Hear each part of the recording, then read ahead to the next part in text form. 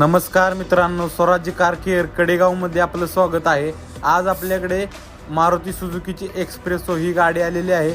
या गाडीचं आपण पॉलिशिंगचं काम करणार आहे. उत्तम गाडी आमच्याकडे आल्यानंतर आम्ही त्या गाडीचं इन्स्पेक्शन होते. गाडी इन्स्पेक्शन झाल्यानंतर आपण कामाला सुरुवात करतो. इन्स्पेक्शन झाल्यानंतर आम्ही या गाडीचं डिटेलिंगचं काम चालू करतो.